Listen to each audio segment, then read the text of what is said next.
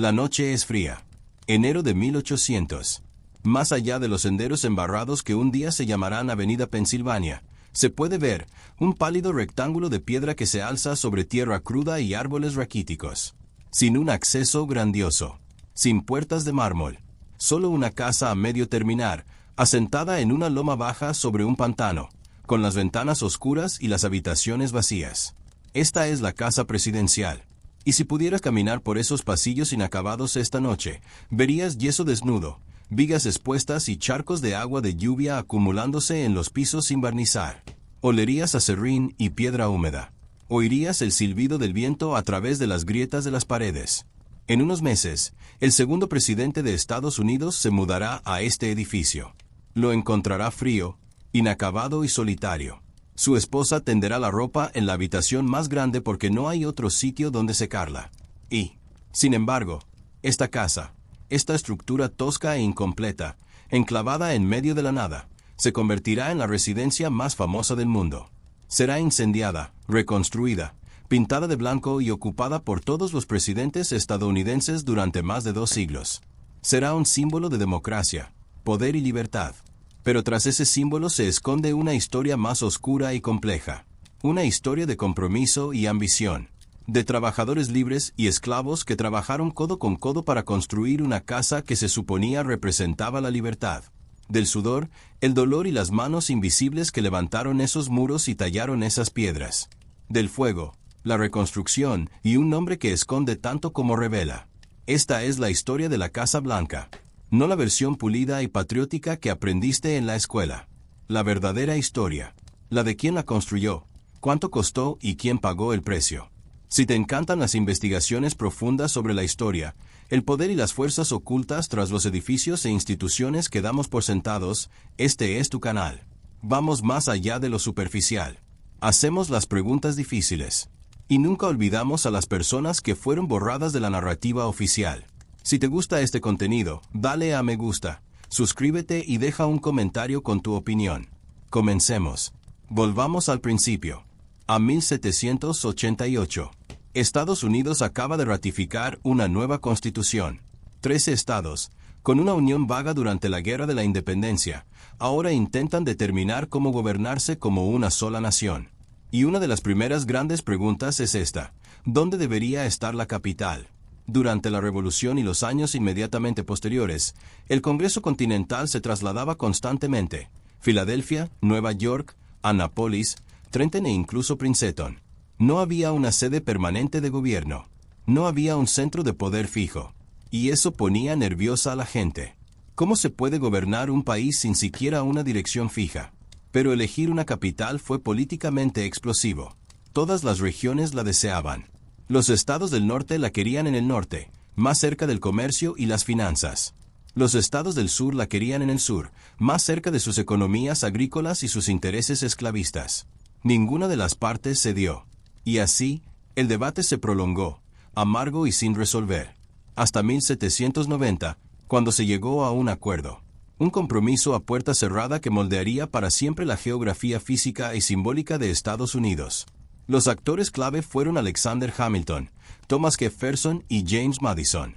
Hamilton era el secretario del Tesoro de Washington y deseaba desesperadamente que el gobierno federal asumiera todas las deudas de los estados durante la Guerra de la Independencia. Eso fortalecería al gobierno nacional, uniría financieramente a los estados y consolidaría el crédito de la nueva nación.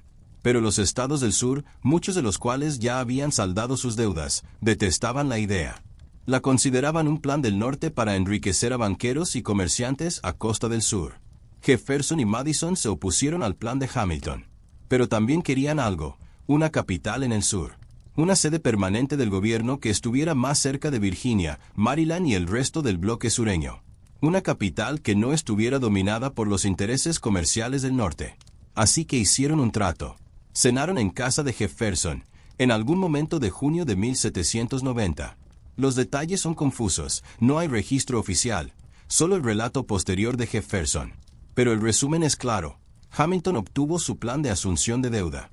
Jefferson y Madison obtuvieron una capital sureña. La ubicación estaría a orillas del río Potomac, en terrenos aportados por Maryland y Virginia. Sería una ciudad nueva, construida desde cero, en un lugar donde casi no había nada. ¿Por qué el Potomac? En parte porque George Washington, el hombre más poderoso del país, amaba esa zona. Poseía tierras cercanas. Conocía el río. Creía que podría convertirse en una importante ruta comercial que conectara el interior del continente con el Atlántico. Y en parte porque era un compromiso, ni demasiado al norte ni demasiado al sur. Una zona neutral, en teoría, donde las tensiones entre regiones podrían equilibrarse. Pero la realidad del lugar distaba mucho de ser neutral. Era un lugar remoto, una extensión de humedales mareales, bosques y algunas granjas dispersas. El terreno era pantanoso, el calor del verano era brutal y los mosquitos abundaban. No había carreteras ni infraestructuras, y nadie tenía por qué estar allí a menos que se cultivara tabaco o se pescara en el río. Era un lugar perdido. Y ahí fue donde decidieron construir la capital de Estados Unidos. La planificación de esta nueva ciudad recayó en un francés llamado Pierre-Charles L'Enfant. Era un exingeniero militar que había servido con Washington durante la Revolución y tenía grandes ideas. L'Enfant imaginó una ciudad de grandes avenidas, amplias plazas públicas y edificios monumentales, una capital que rivalizaría con París o Londres, que anunciaría al mundo que esta nueva república era seria, permanente y poderosa. El plan de L'Enfant se centraba en 2 edificios: el Capitolio, donde se reuniría el Congreso, y la Casa Presidencial, donde el jefe de Estado viviría y trabajaría.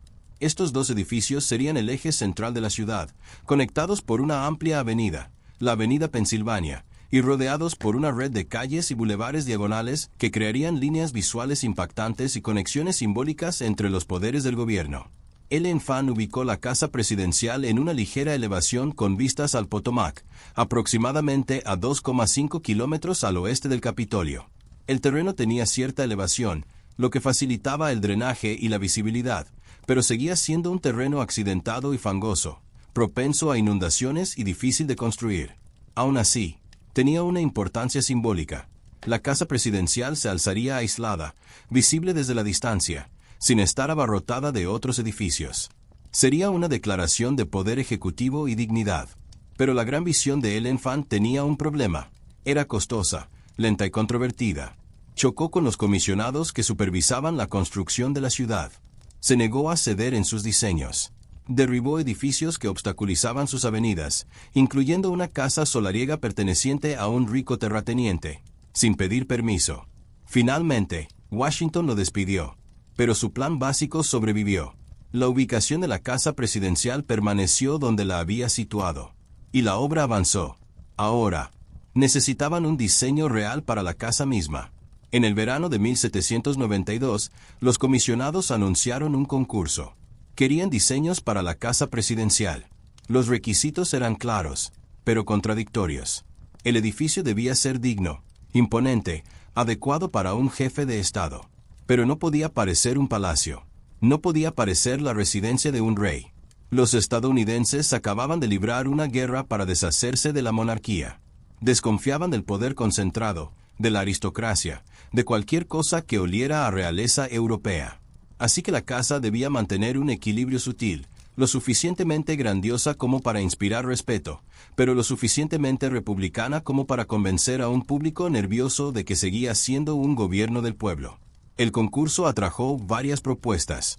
Una provino de un arquitecto anónimo que firmó su propuesta como AZ. Años después, se reveló que AZ era Thomas Jefferson. A Jefferson le encantaba la arquitectura. Había diseñado su propia casa, Monticello, y tenía ideas muy claras sobre cómo debería ser la casa presidencial.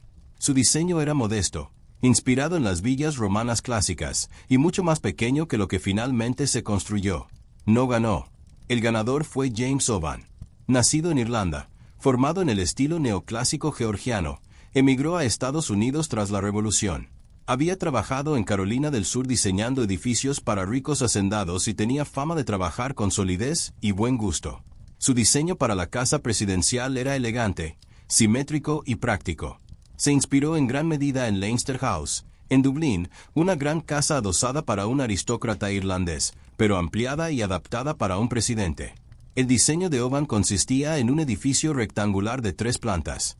El sótano, parcialmente subterráneo, albergaría las áreas de servicio, cocinas, almacenes, talleres y espacios para el personal encargado del funcionamiento de la casa. La planta principal, elevada sobre el nivel del suelo y accesible por una gran escalera, albergaría las salas públicas más grandes, el salón este, el comedor de Estado, salones y salones de recepción donde el presidente podría reunirse con diplomáticos, entretener a sus invitados y realizar gestiones oficiales. Las plantas superiores serían más privadas, dormitorios para la familia del presidente, oficinas personales y salas de estar más pequeñas. El exterior se construiría en piedra, fuerte, ignífuga y permanente, y estaría decorado con detalles clásicos, columnas, frontones y ornamentos tallados que evocaban la antigua Grecia y Roma.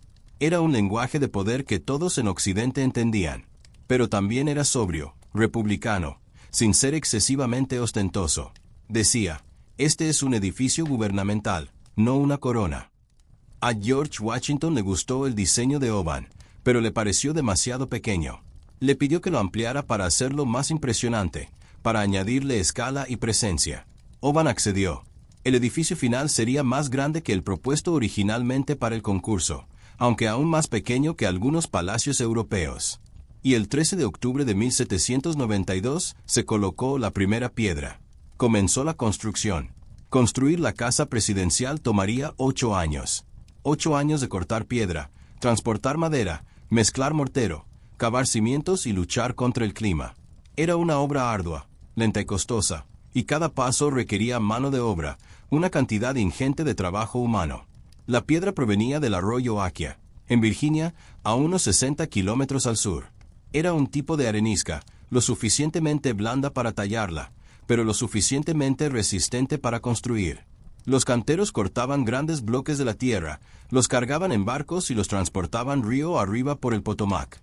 Desde allí, las piedras se transportaban en carretas hasta la obra. En la obra, los canteros recortaban y daban forma a cada bloque a mano, utilizando cinceles, martillos y niveles, hasta que cada pieza encajaba perfectamente en su lugar. La estructura interior era principalmente de madera. Los carpinteros enmarcaban los pisos, techos y tejados con vigas y tablones gruesos. Los albañiles construían las paredes interiores y las chimeneas. Los yeseros cubrían las paredes con yeso blanco liso. Los herreros forjaban clavos, bisagras, cerraduras y herrajes. Pintores, vidrieros y carpinteros de acabados añadían los toques finales, ventanas, puertas, molduras y detalles decorativos. Fue un trabajo complejo y coordinado que requirió artesanos cualificados. Y la pregunta es, ¿quiénes fueron? ¿Quiénes construyeron realmente la Casa Blanca? La respuesta es incómoda, compleja y esencial para comprender la verdadera historia de este edificio. Los trabajadores cualificados, canteros, albañiles, carpinteros y herreros, eran en su mayoría hombres libres. Muchos de ellos eran inmigrantes, especialmente de Gran Bretaña e Irlanda, donde habían aprendido sus oficios. Recibían salarios, firmaban contratos y cambiaban de trabajo a medida que surgía la oportunidad. Algunos eran muy competentes en su oficio y se enorgullecían de él. El propio James Oban supervisaba gran parte del trabajo y confiaba en estos hábiles artesanos para hacer realidad sus diseños. Pero el trabajo pesado y no especializado, cavar, transportar, levantar, limpiar e incontables horas de trabajo físico agotador, lo realizaban en gran medida personas esclavizadas. Estos eran hombres propiedad de plantadores y agricultores de Maryland y Virginia. Sus dueños los alquilaban al gobierno federal y a los contratistas que construían la casa presidencial. El gobierno les pagaba una tarifa diaria por cada trabajador esclavizado. Los trabajadores no recibían nada. No tenían otra opción. Vivían en campamentos temporales cerca de la obra, trabajaban largas horas en cualquier clima y regresaban con sus dueños una vez terminada la obra. Algunos de estos trabajadores esclavizados también eran artesanos cualificados, carpinteros, albañiles, herreros, formados por sus amos o por experiencia. Trabajaban junto a artesanos blancos libres, realizando las mismas tareas, pero en condiciones completamente diferentes. Eran propiedad. Podían ser comprados, vendidos, castigados, separados de sus familias y trabajar hasta el cansancio. Y construyeron la casa donde viviría el presidente de Estados Unidos. Lo sabemos porque se conservan registros. Nóminas, cartas y libros de cuentas muestran pagos a los dueños de esclavos por el trabajo de los trabajadores esclavizados. En algunos casos, incluso tenemos nombres: Philip Reid, quien posteriormente fundió la Estatua de la Libertad en bronce para la cúpula del Capitolio, trabajaba en los terrenos. Hay registros de hombres esclavizados cortando piedra, mezclando mortero, desbrozando terrenos y transportando materiales. Su trabajo era esencial. Sin ellos, la Casa Blanca no se habría construido, al menos no en el plazo ni con el presupuesto que exigía el gobierno. Pero durante la mayor parte de la historia estadounidense, este hecho apenas se mencionó. Las historias oficiales de la Casa Blanca se centraron en los arquitectos, los presidentes y los trabajadores cualificados libres. Los trabajadores esclavizados fueron invisibles, borrados. No fue hasta finales del siglo XX que historiadores e investigadores comenzaron a hurgar sistemáticamente en los archivos, recuperando nombres y documentando la realidad de quien construyó la casa más famosa del país. Hoy, la Asociación Histórica de la Casa Blanca y el Servicio de Parques Nacionales reconocen esta historia. Hay materiales educativos, exposiciones e incluso un marcador histórico cerca del sitio en honor a los trabajadores esclavizados. Pero durante mucho tiempo, Estados Unidos prefirió no hablar de ello. Para noviembre de 1800, el exterior de la casa presidencial estaba prácticamente terminado. Se habían levantado los muros de piedra. El techo estaba puesto. Las ventanas estaban instaladas. Pero el interior aún estaba lejos de estar terminado. Faltaba yeso en muchas habitaciones. No había un sistema de calefacción adecuado. Los muebles escaseaban. El terreno estaba lleno de barro. Y, sin embargo, la capital se estaba trasladando de Filadelfia a Washington, y el nuevo presidente, John Adams, necesitaba un lugar donde vivir. Así que el 1 de noviembre de 1800, John Adams se mudó a la casa presidencial. Fue el primer ocupante. Y su primera impresión no fue buena. El edificio era frío, con corrientes de aire y sin terminar. La mayoría de las habitaciones tenían las paredes desnudas. Solo había unas pocas chimeneas en funcionamiento, y la leña para alimentarlas era difícil de conseguir porque el terreno circundante era en su mayor parte un desierto. El gran salón la estancia más grande de la casa, destinada a recepciones y ceremonias públicas, estaba completamente inacabado. Sin yeso, sin suelo, sin pintura.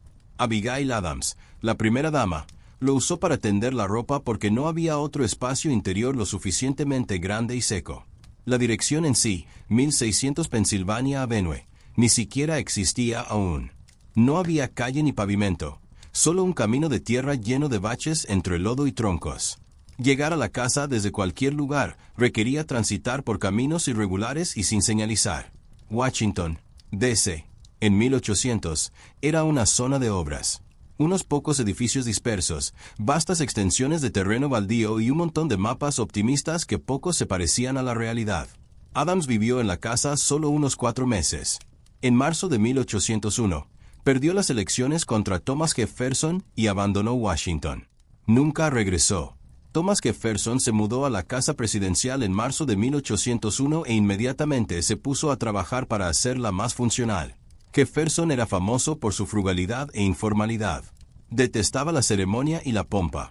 Quería que la casa fuera un lugar donde pudiera vivir con sencillez, trabajar en sus proyectos científicos, reunirse con asesores, ocasionalmente, recibir invitados, pero sin el rígido protocolo de la realeza que Adams había favorecido. Jefferson completó gran parte del interior que Adams había dejado inacabado. Incorporó muebles, instaló una mejor calefacción y terminó de enlucir las paredes. Añadió pasillos cubiertos en los lados este y oeste de la casa, terrazas bajas con columnas que conectaban el edificio principal con las salas de servicio. Estas terrazas albergaban establos, almacenes y talleres, y también ayudaban a integrar visualmente la casa con el paisaje, dándole un aspecto más estable y permanente. Jefferson también comenzó a mejorar los terrenos. Plantó árboles, diseñó jardines y construyó cercas y senderos. Convirtió la casa presidencial en un lugar que reflejara sus intereses personales, historia natural, arquitectura, libros e ideas. Durante 8 años, Jefferson vivió y trabajó allí, y para cuando se marchó en 1809, la casa por fin empezaba a sentirse terminada. Pero la paz no duró. Para 1812, Estados Unidos estaba de nuevo en guerra con Gran Bretaña. La guerra de 1812 fue caótica, confusa y motivada por una combinación de causas: la interferencia británica en el transporte marítimo estadounidense, el reclutamiento forzoso de marineros estadounidenses, la ira persistente por la revolución y las ambiciones estadounidenses de expandirse a Canadá y la Florida española. No fue una guerra popular, especialmente en Nueva Inglaterra, donde los comerciantes dependían del comercio con Gran Bretaña. Pero el gobierno de Washington impulsó la guerra. Durante los 2 primeros años, la guerra se libró principalmente en la frontera y en el mar. Washington, D.C., se sentía distante de los combates. Pero eso cambió en el verano de 1814. Las fuerzas británicas, recién derrotadas por Napoleón en Europa, enviaron una gran expedición a la bahía de Chesapeake. Su objetivo era atacar directamente al gobierno estadounidense, humillar a Estados Unidos y obligarlo a negociar la paz en los términos británicos. En agosto, las tropas británicas desembarcaron en Maryland y marcharon hacia Washington. La defensa estadounidense estaba desorganizada y presa del pánico. Las milicias huyeron incluso antes de que llegaran los británicos. El 24 de agosto de 1814, los soldados británicos entraron en Washington casi sin oposición. Y esa noche, incendiaron los edificios públicos de la capital. Quemaron el Capitolio. Quemaron el Tesoro. Quemaron el Departamento de Guerra. Quemaron la Casa Presidencial. Antes de la llegada de los británicos, la primera dama, Dolley Madison, actuó con rapidez. Ordenó a los sirvientes y al personal que salvaran lo que pudieran. El caso más famoso fue que insistió en cortar y rescatar el retrato de cuerpo entero de George Washington, obra de Gilbert Stuart, que colgaba en el comedor. Lo enrollaron, lo sacaron y lo ocultaron. Ese cuadro, que aún hoy se exhibe en la Casa Blanca, sobrevivió porque Dolley Madison se negó a abandonarlo. Pero casi todo lo demás quedó destruido. Los soldados británicos apilaron muebles en el centro de las habitaciones, los rociaron con aceite y les prendieron fuego. El interior ardió con furia. El techo se derrumbó. Los pisos se derrumbaron. El calor era tan intenso que agrietó algunas de las paredes de piedra. Para cuando los británicos se marcharon al día siguiente, expulsados por una tormenta repentina y temiendo un contraataque estadounidense, la casa presidencial estaba en ruinas. Los muros exteriores seguían en pie, ennegrecidos y agrietados, pero en el interior no había más que ceniza y vigas carbonizadas. Habría sido fácil, en ese momento, abandonar el proyecto. Admitir que Washington, D.C., había sido un error, que la capital debía regresar a Filadelfia o a un lugar más seguro y consolidado. Algunos argumentaron precisamente eso, pero el presidente James Madison y el Congreso se negaron. Reconstruir la capital se convirtió en una cuestión de orgullo y desafío nacional. Estados Unidos no se dejaría intimidar. La casa presidencial sería restaurada. La reconstrucción recayó en James Oban, el arquitecto original. Regresó a Washington y comenzó la lenta y ardua labor de reconstrucción. Los muros exteriores de arenisca sobrevivieron, aunque dañados y manchados por el humo y el calor. Los equipos de Oban repararon los muros donde fue necesario, reemplazando las piedras rotas y reforzando la estructura. Después, reconstruyeron por completo el interior, pisos nuevos, estructura nueva, yeso nuevo y carpintería nueva. La piedra en sí misma presentaba un problema. La arenisca original de Aquia era de color canela o gris claro, pero tras el incendio, las paredes quedaron manchadas de hollín negro y marcas de quemaduras. Además, la piedra era blanda y porosa, vulnerable a la intemperie.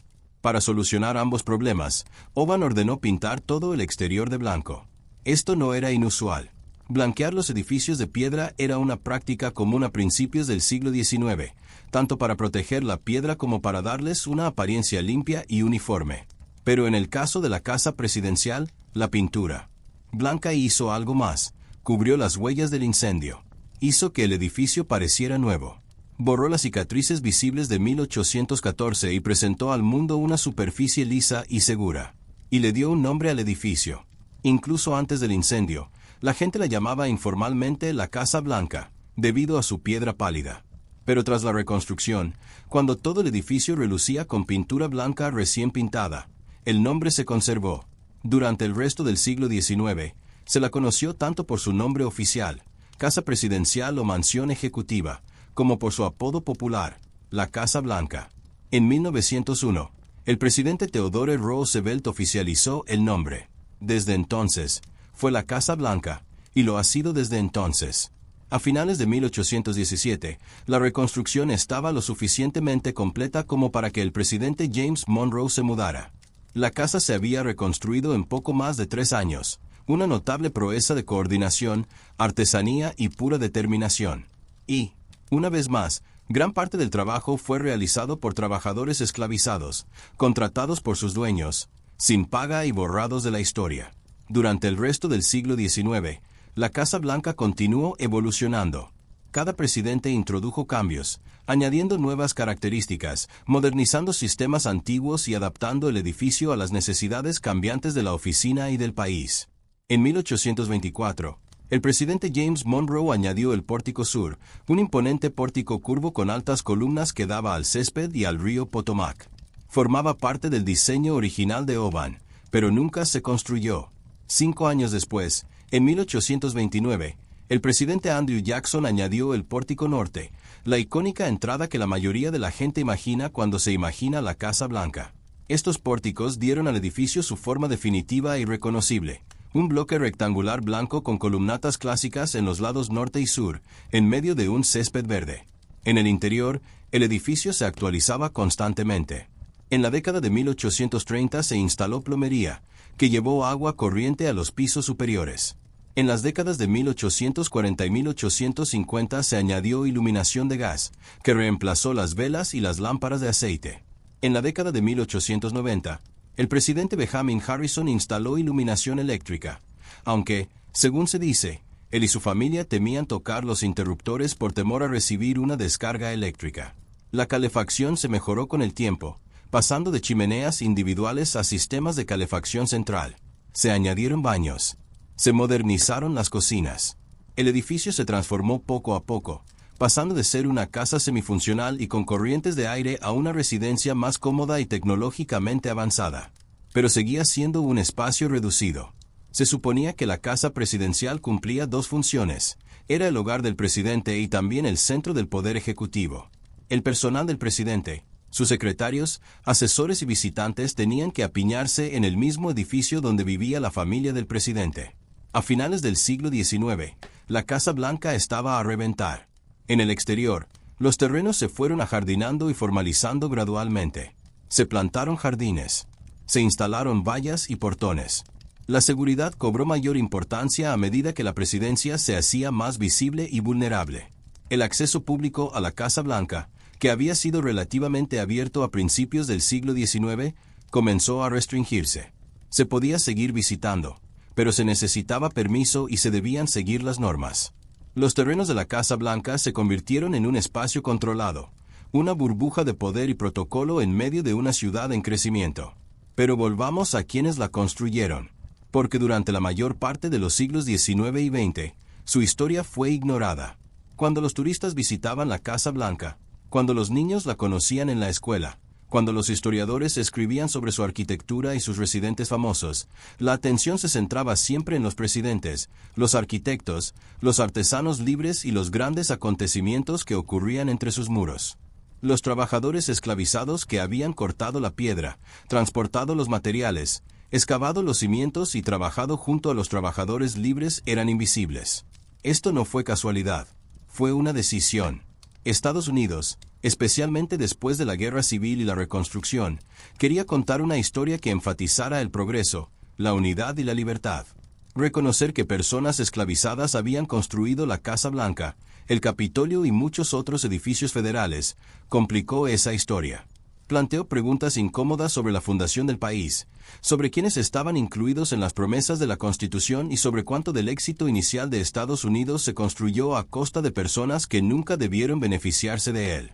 Así que la historia se simplificó, se desinfectó, se recordó a los presidentes, se celebró a los arquitectos, y se olvidó a los trabajadores esclavizados. No fue hasta finales del siglo XX que esto empezó a cambiar. Los historiadores comenzaron a revisar los archivos, nóminas, documentos de construcción, cartas y libros de cuentas, y a reconstruir la evidencia. Encontraron pagos a los dueños de esclavos por el trabajo de los trabajadores esclavizados. Encontraron hombres que habían trabajado en la Casa Blanca, el Capitolio y otros edificios gubernamentales. Encontraron descripciones del trabajo que realizaban estos hombres, cortar piedra, serrar madera, mezclar mortero, colocar ladrillos. Lentamente y minuciosamente, la historia oculta de la Casa Blanca comenzó a salir a la luz. En el año 2000, el presidente Bill Clinton reconoció esta historia en un discurso. Dijo que las personas esclavizadas habían contribuido a la construcción de la Casa Blanca y que sus contribuciones debían ser recordadas y honradas. Era la primera vez que un presidente en funciones declaraba públicamente este hecho. En 2016, la primera dama Michelle Obama pronunció un poderoso discurso en la Convención Nacional Demócrata. Habló de despertar cada mañana en una casa construida por esclavos. Habló de lo que eso significaba para ella como mujer negra, descendiente de esclavos, viviendo en un edificio que sus antepasados habían ayudado a construir, pero al que nunca se les permitió entrar como iguales. Sus palabras fueron un recordatorio de que la historia no se trata solo de edificios y fechas. Se trata de personas, poder y memoria. En 2017, la Asociación Histórica de la Casa Blanca instaló un marcador permanente en el terreno que reconoce el papel de los trabajadores esclavizados en la construcción de la Casa Blanca. El marcador enumera algunos de los nombres recuperados de los registros y honra las contribuciones de los hombres que nunca recibieron pago, agradecimiento ni recuerdo hasta ahora. Este proceso de recuperación continúa. Los investigadores siguen encontrando nuevos documentos, identificando más nombres y descubriendo más detalles sobre la vida de quienes construyeron la Casa Blanca. Es una tarea lenta y difícil, porque las personas esclavizadas dejaron muy pocos registros. No pudieron escribir sus propias historias. No pudieron preservarlas. Si acaso se escribió sobre ellas, fue en los libros de contabilidad de sus dueños y empleadores. Pero, poco a poco, esas historias están volviendo a la luz. Y la Casa Blanca, la casa más famosa de Estados Unidos, se ve obligada a reconocer toda su historia, no solo las partes que son fáciles de celebrar. ¿Qué significa todo esto? ¿Qué debemos hacer con esta información? Esto es lo que pienso. La Casa Blanca es un símbolo. Simboliza la presidencia estadounidense, el poder del poder ejecutivo y los ideales de democracia y autogobierno. Pero los símbolos nunca son simples. Contienen múltiples significados, y a menudo estos se contradicen. La Casa Blanca se construyó para representar la libertad, la igualdad y el gobierno republicano. Y, sin embargo, fue construida, en parte, por personas que carecían de todo eso. Fue construida por trabajadores esclavizados que carecían de libertad, igualdad y voz en el gobierno que ayudaban a construir. Esa contradicción no es una nota al pie. No es un detalle menor. Es fundamental para comprender qué es la Casa Blanca y qué es Estados Unidos. La historia de la Casa Blanca es la historia de Estados Unidos, una mezcla de grandes ideales y brutales realidades, de logros y explotación, de progreso y exclusión. Es una historia que abarca tanto el elegante diseño de James Oban como los trabajadores esclavizados anónimos que transportaron las piedras que lo hicieron realidad. Es una historia que abarca tanto el incendio del edificio en 1814 como su desafiante reconstrucción. Es una historia que abarca tanto las ceremonias públicas en la sala este como la ropa tendida allí en 1800 porque la casa no estaba terminada. Para comprender la Casa Blanca, hay que tener en cuenta todas estas cosas a la vez. No se puede simplemente celebrar el edificio sin preguntar quién lo construyó y cuánto costó. Y no se puede simplemente condenarlo sin reconocer que también ha sido un lugar de verdadero progreso, verdadero cambio y verdadera esperanza para millones de personas. Permítanme darles un ejemplo. En 1865, tras el fin de la Guerra Civil, miles de personas que habían sido esclavizadas se reunieron en el jardín de la Casa Blanca para celebrar la victoria de la Unión y el fin de la esclavitud. Para ellas, la Casa Blanca era un símbolo de liberación, del gobierno federal que había luchado para acabar con la institución que las había oprimido. El hecho de que personas esclavizadas hubieran ayudado a construir esa casa no borró su significado como símbolo de libertad. Lo complicó. Lo hizo más rico, más doloroso y más verdadero. O pensemos en la presidencia de Barack Obama. En 2009, Obama se convirtió en el primer presidente negro de Estados Unidos y se mudó a una casa que había sido construida, en parte, por trabajadores esclavizados. Para muchos, ese momento fue profundamente simbólico.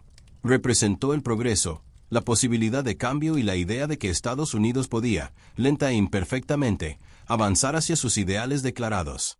Pero también puso de relieve el camino que aún le quedaba al país. El propio Obama era consciente de ello.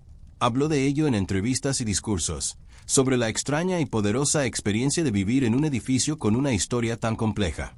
Y el discurso de Michelle Obama en 2016, el que mencioné antes, fue un recordatorio de que esta historia no es abstracta, es personal.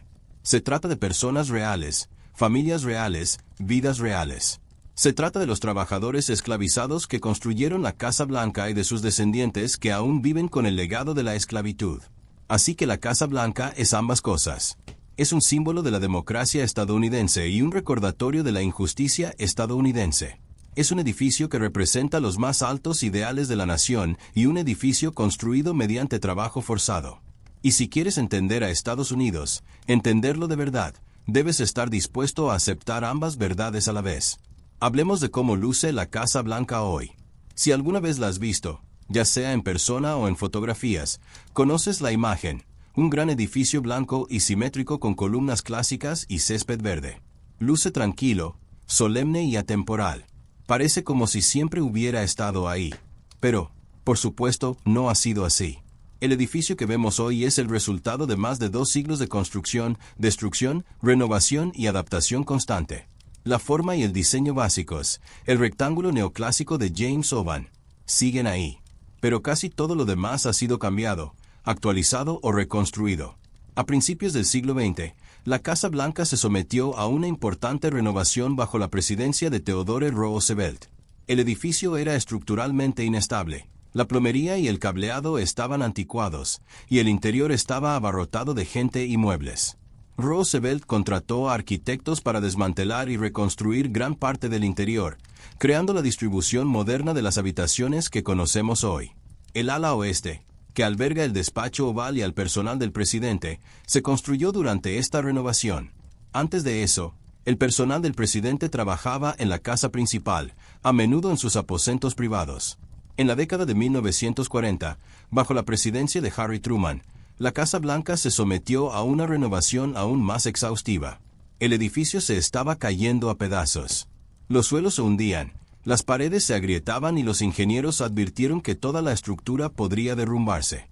Así que Truman y su familia se mudaron, y los equipos pasaron años desmantelando por completo el interior de la Casa Blanca, reforzando la estructura con vigas de acero y reconstruyéndola de adentro hacia afuera. Se conservaron los muros exteriores de piedra, pero casi todo el interior fue reemplazado. Cuando Truman regresó en 1952, vivía en lo que era esencialmente un edificio nuevo, uno que parecía antiguo pero era completamente moderno por dentro.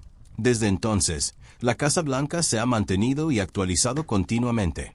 Se instala nueva tecnología, la seguridad se mejora constantemente y cada primera familia realiza cambios para reflejar sus gustos y necesidades. Pero el exterior se ha mantenido prácticamente igual, blanco, simétrico, clásico e icónico. Y ese exterior, la imagen de la Casa Blanca, se ha convertido en uno de los símbolos más reconocibles del mundo. Aparece en películas, programas de televisión, noticieros y libros de historia. Es un símbolo de la presidencia estadounidense, del poder estadounidense y de la propia idea de Estados Unidos. Pero los símbolos pueden ser peligrosos, pueden simplificar, pueden ocultar, pueden hacernos olvidar. Cuando ves una fotografía de la Casa Blanca, no ves a los trabajadores esclavizados que la construyeron. No ves el incendio de 1814. No ves las décadas de renovaciones, los pisos derrumbados, la lavandería en la sala este. Ves una imagen limpia y terminada.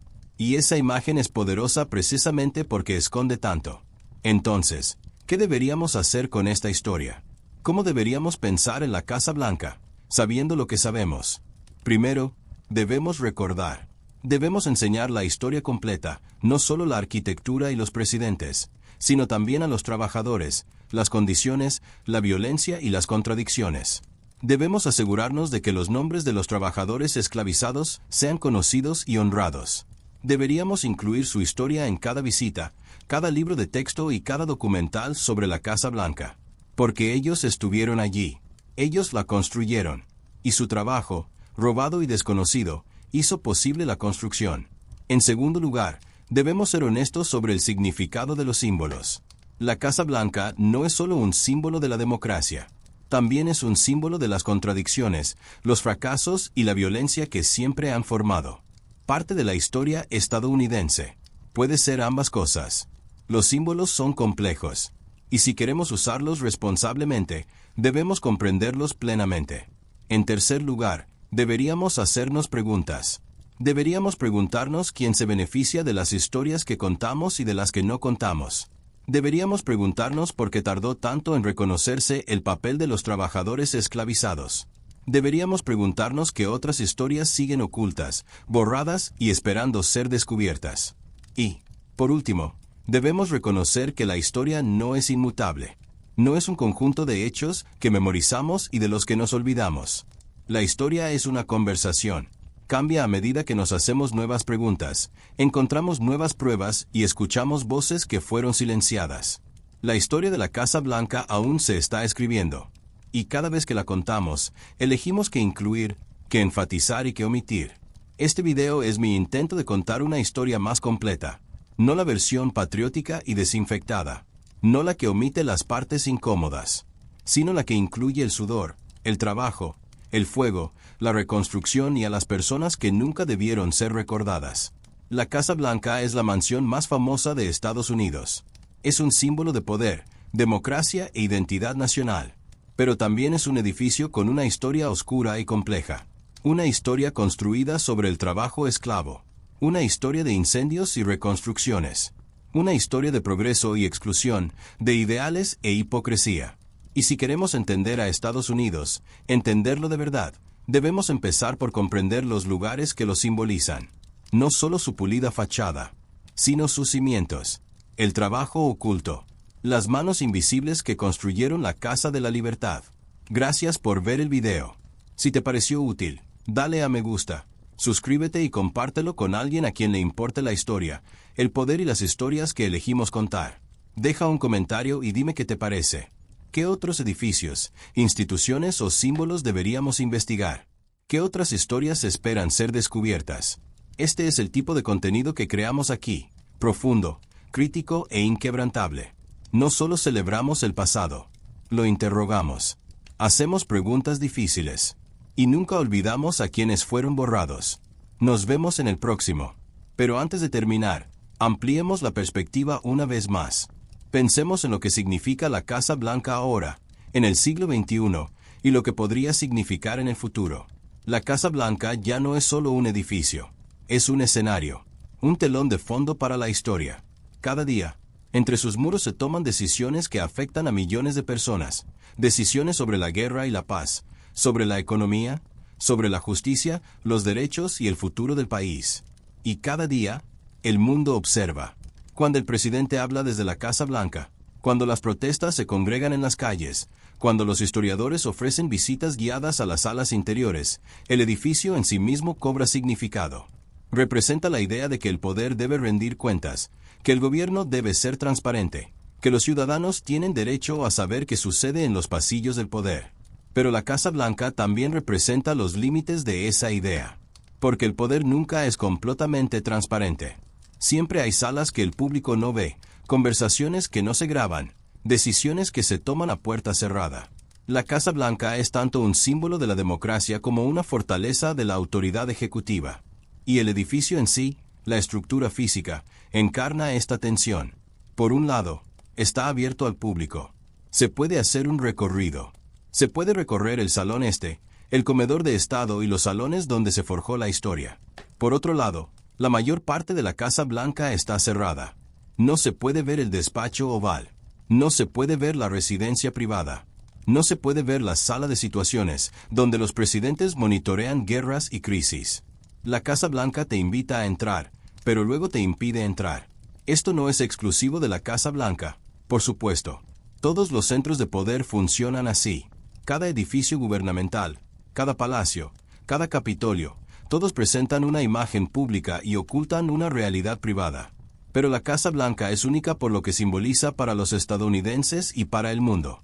No es solo la casa del presidente, es la casa del pueblo, o al menos eso es lo que nos dicen.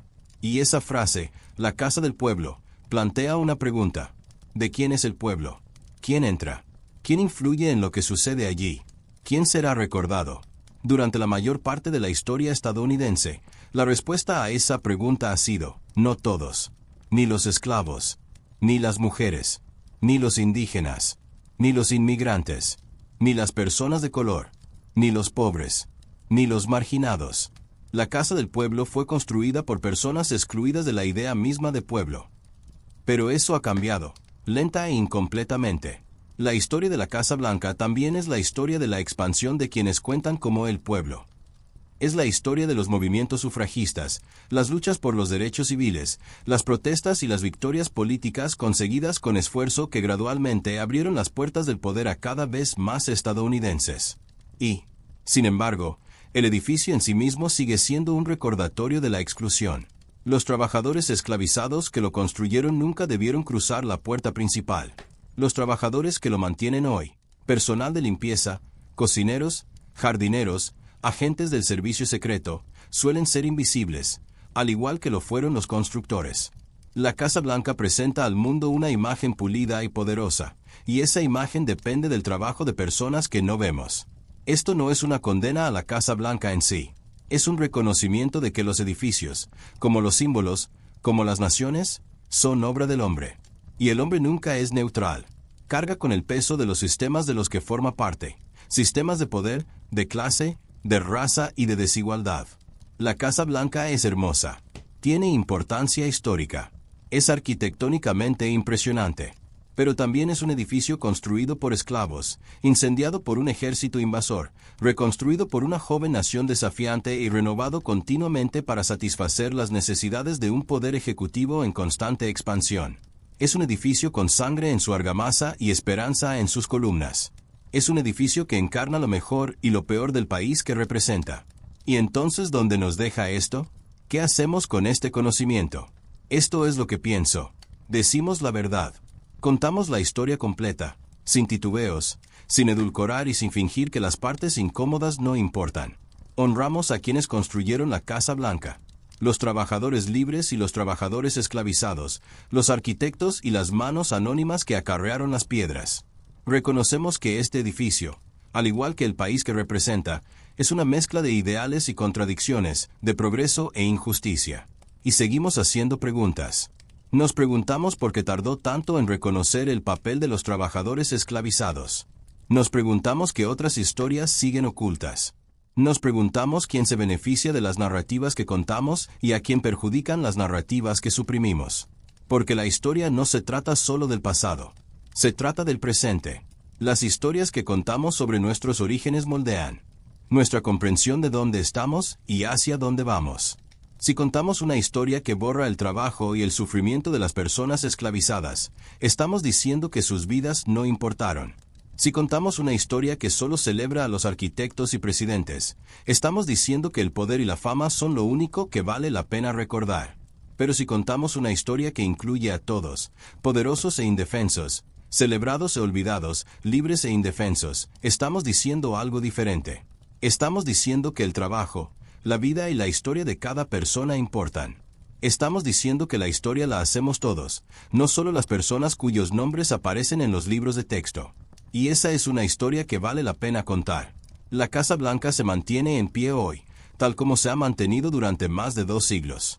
Ha sobrevivido a incendios, guerras, agitación política e incontables renovaciones. Ha sido el hogar de presidentes que expandieron la democracia y de presidentes que la traicionaron. Ha presenciado momentos de grandeza y momentos de vergüenza. Ha sido un símbolo de esperanza para algunos y un símbolo de exclusión para otros. Y seguirá en pie, mientras exista Estados Unidos, como un monumento a la complejidad del experimento estadounidense. No solo a sus ideales, sino también a sus fracasos. No solo a sus logros, sino también a sus costos. No solo a las personas que se recuerdan, sino a quienes sentaron las bases y fueron olvidados. La Casa Blanca es la mansión más famosa de Estados Unidos. Pero también nos recuerda que la fama no es lo mismo que la verdad, que los monumentos no son neutrales, que cada edificio tiene una historia, y que la historia la escriben manos humanas, algunas libres, otras esclavizadas, todas esenciales. Esta es la oscura historia de la Casa Blanca. No es la única, pero es real. Una historia necesaria. Una historia que nos invita a mirar más allá de la pulida fachada blanca y a ver el trabajo, el dolor, las contradicciones y a las personas que lo hicieron posible. Si has llegado hasta aquí, gracias. Gracias por escuchar. por reflexionar y por interesarte por las historias ocultas que moldean nuestro mundo. Si este video te ha significado algo, compártelo. Habla de él. Sigue haciendo preguntas. Porque la única manera de aprender de la historia es negándonos a ignorar las partes que nos incomodan. Nos vemos en la próxima investigación. Pero terminemos con algo que nos haga reflexionar sobre esto. Algo personal. Algo que conecta el pasado con el presente de una manera imposible de ignorar. Imagina que estás en el jardín norte de la Casa Blanca. Es una mañana despejada. El edificio brilla con la luz del sol. Sus paredes blancas casi se reflejan en el cielo azul. Los turistas toman fotos. Los niños señalan. Los guardias de seguridad observan. Todo parece tranquilo, ordenado y permanente. Ahora imagina que estás en ese mismo lugar hace 200 años. Es 1815. El edificio está en ruinas. El techo ha desaparecido. Las paredes están ennegrecidas y el olor a madera quemada aún flota en el aire. Los soldados británicos incendiaron este lugar hace un año, y apenas está comenzando su reconstrucción. Los obreros transportan piedra, mezclan mortero y gritan instrucciones. Algunos son libres, cobran por día y trabajan porque necesitan el dinero o porque creen en el proyecto. Otros son esclavos y trabajan porque no tienen otra opción, propiedad de hombres que se embolsan el salario. Los ves trabajar. Ves el sudor en sus rostros, la tensión en sus espaldas, el polvo en sus ropas. Los ves levantar piedras que pesan cientos de kilos, cerrar vigas a mano, trabajar en el calor del verano y el frío del invierno. Los ves construir algo que les sobrevivirá, algo que nunca poseerán, algo que llevará el nombre de alguien más. Y entonces parpadeas, y vuelves al presente. El edificio está terminado. Los trabajadores se han ido. La historia está sepultada bajo la pintura fresca y los suelos pulidos. Pero sigue ahí, en las piedras, en las paredes, en los cimientos. No puedes verlo a menos que decidas mirar. Y durante mucho tiempo, Estados Unidos decidió no mirar. Pero ahora lo estamos viendo. Ahora nos preguntamos, ¿quién construyó esto? ¿Cuánto costó? ¿Quién lo pagó? Y las respuestas están escritas en los registros, si se investiga lo suficiente. En los libros de nómina que detallan los pagos a los dueños de esclavos. En los libros de cuentas que registran las horas trabajadas y los materiales utilizados. En los pocos nombres supervivientes de los hombres que transportaron las piedras, aserraron las vigas y mezclaron el mortero. Hombres como Philip Reid, quien fue esclavizado y que más tarde ayudó a construir la Estatua de la Libertad. Hombres cuyos nombres desconocemos, cuyas vidas casi no dejaron rastro, pero cuyo trabajo hizo posible esta construcción. Hablemos de la memoria, porque de eso se trata realmente. La memoria no es solo personal, es colectiva. Son las historias que una sociedad se cuenta a sí misma sobre sus orígenes, quiénes son y qué valoran. Y durante la mayor parte de la historia estadounidense, la memoria colectiva de la Casa Blanca no incluyó a los trabajadores esclavizados que la construyeron. Quedaron excluidos, borrados, olvidados. ¿Por qué? Porque incluirlos complicaría la historia. Obligaría a los estadounidenses a afrontar una contradicción fundamental en su identidad nacional, la idea de que un país fundado en la libertad y la igualdad fue construido, en gran parte, por personas esclavizadas que no tenían ninguna de las dos. Esa contradicción no es exclusiva de la Casa Blanca. Recorre toda la historia estadounidense. La Constitución, la Declaración de Independencia, el Capitolio, los monumentos de Washington, todos fueron creados en una sociedad donde la esclavitud era legal, normal y económicamente esencial. Y todos encarnan esa tensión entre los ideales y la realidad, entre lo que Estados Unidos decía ser y lo que realmente era. Durante mucho tiempo, lidiamos con esa tensión ignorándola. Nos centramos en los ideales y fingimos que la realidad no importaba. Celebramos a los fundadores y olvidamos a las personas esclavizadas que trabajaban en sus plantaciones. Admiramos los edificios e ignoramos a los trabajadores que los construyeron. Pero no se puede construir una sociedad sana desde la negación. No se puede avanzar si uno se niega a reconocer dónde ha estado. Y no se puede honrar el pasado si solo se recuerda lo que nos hace sentir bien. Así que ahora, poco a poco, empezamos a recordar de otra manera.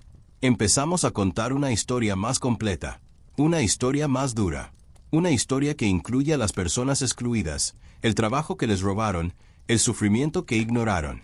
Y no se trata de derribar la Casa Blanca ni de rechazar la historia estadounidense. Se trata de comprenderla. Se trata de reconocer que la historia es compleja, que los símbolos son complejos, y que la única manera de honrar el pasado, honrarlo de verdad, es decir la verdad sobre él. Permítanme decirles algo más. En 2016, la Casa Blanca organizó un evento para honrar a los descendientes de los trabajadores esclavizados que ayudaron a construir el edificio. Fue una reunión pequeña, poco publicitada, pero significativa.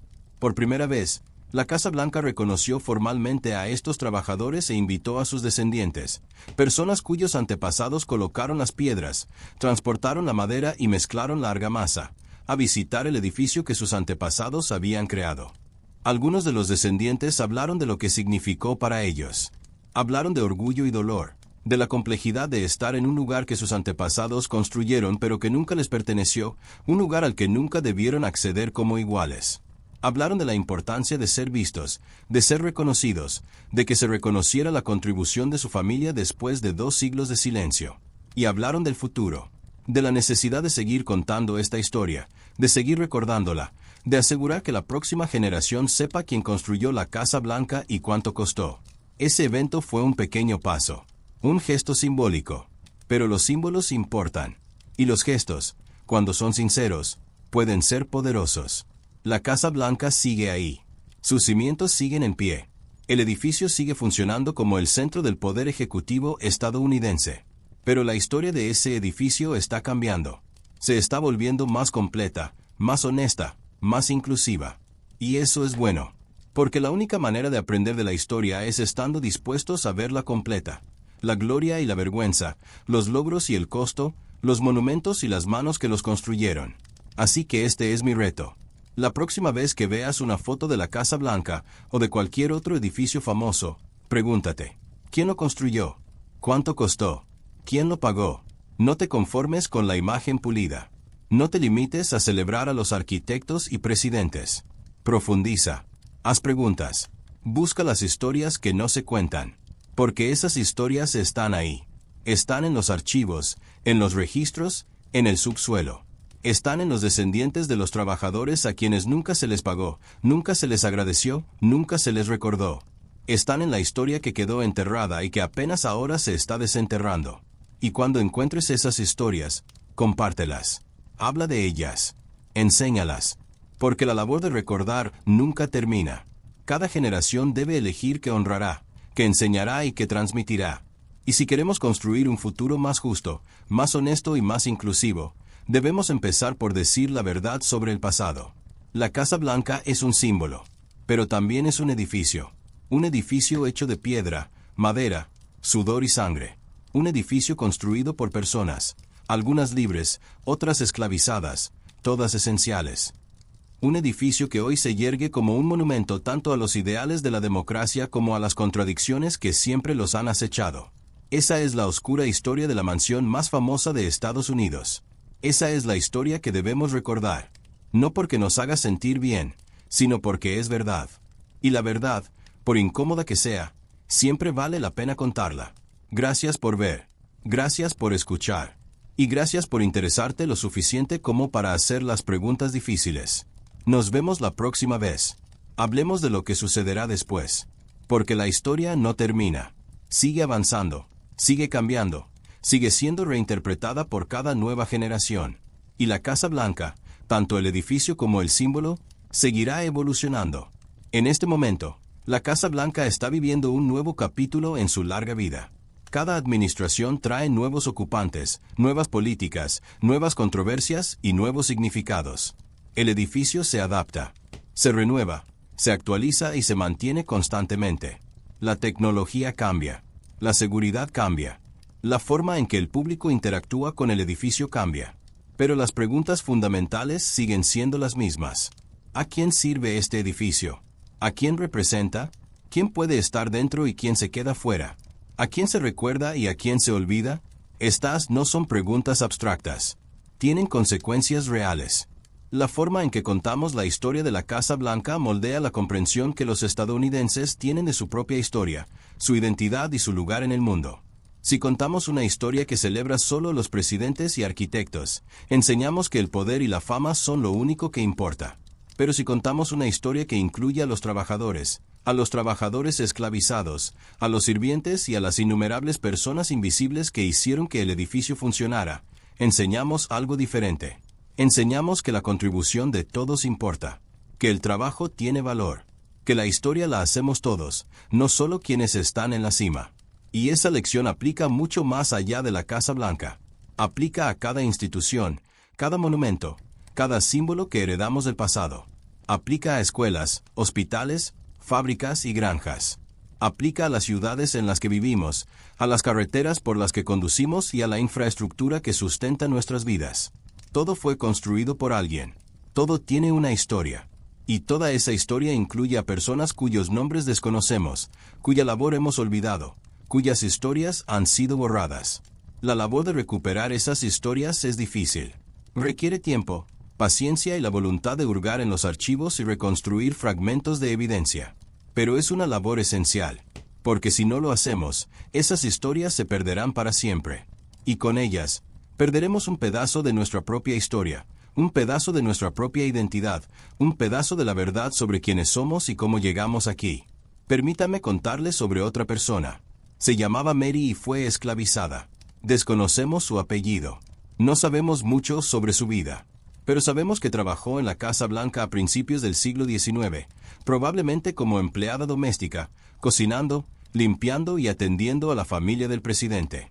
Lo sabemos porque su nombre aparece en algunos registros dispersos, libros de cuentas, recibos y una mención en una carta. Eso es todo lo que tenemos. Un nombre y algunos fragmentos. No sabemos dónde nació, quién era su familia ni qué le sucedió tras dejar la Casa Blanca. No sabemos si fue liberada, vendida o separada de sus hijos. No sabemos si tuvo una vida larga o corta. No sabemos qué pensaba, qué sentía ni qué soñaba. Pero sabemos que ella estuvo allí.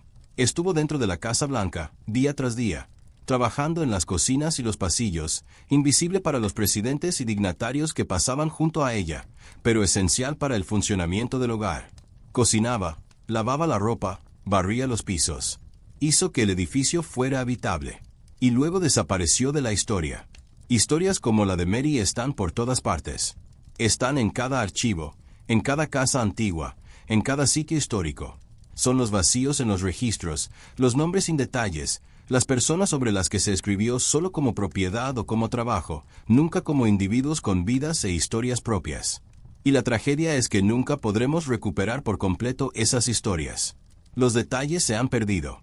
Las voces se han silenciado. Las vidas se han perdido.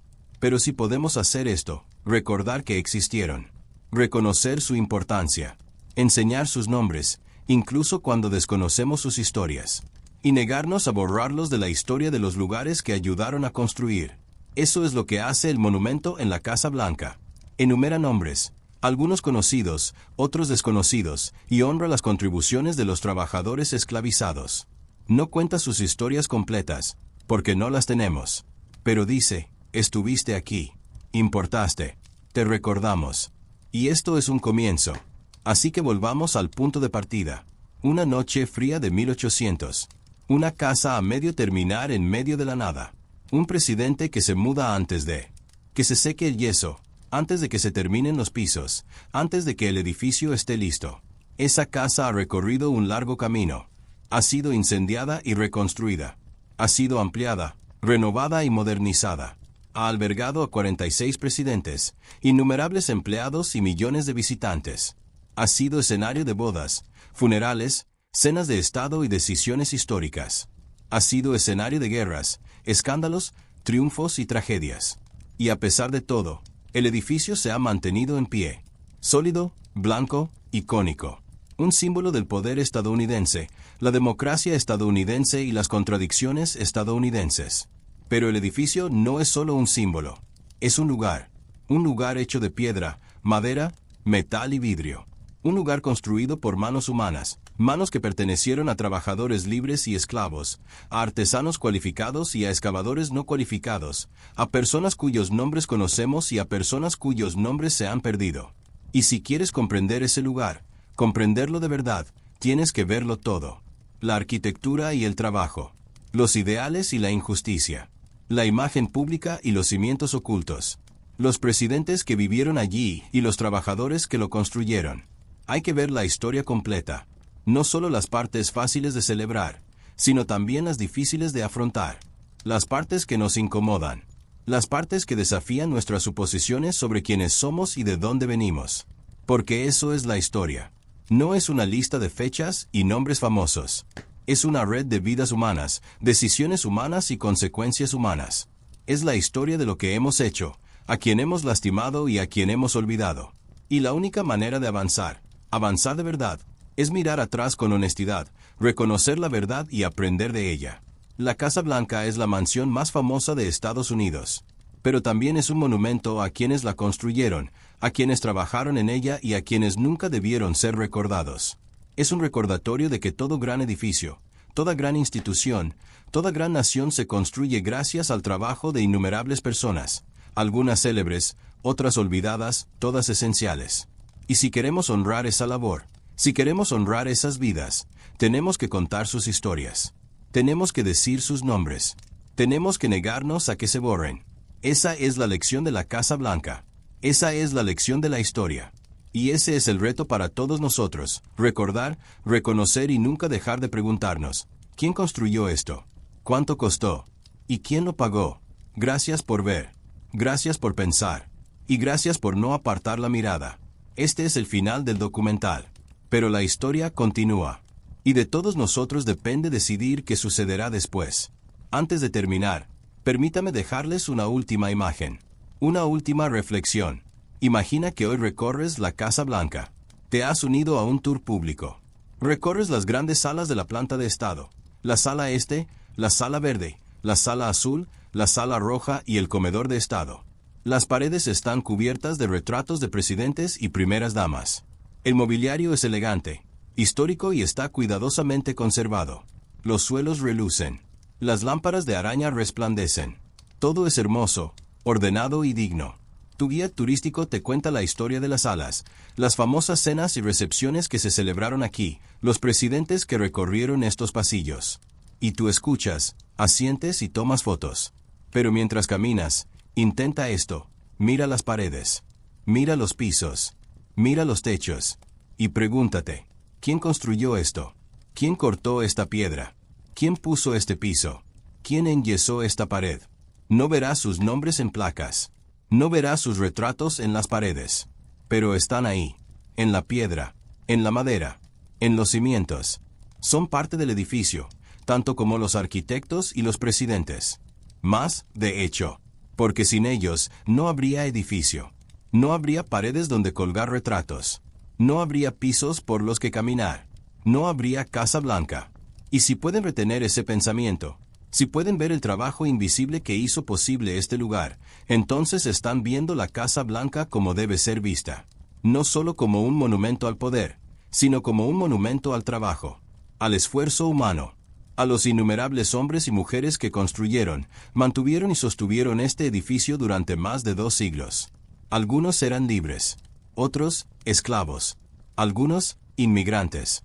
Algunos nacieron en la pobreza. Algunos eran artesanos cualificados. Algunos, trabajadores no cualificados. Pero todos eran esenciales.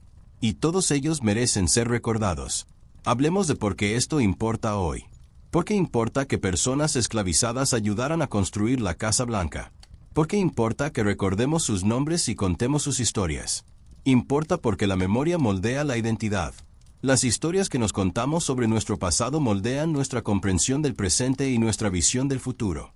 Si contamos una historia que borra el trabajo y el sufrimiento de las personas esclavizadas, estamos diciendo que sus contribuciones no importan, que sus vidas no cuentan.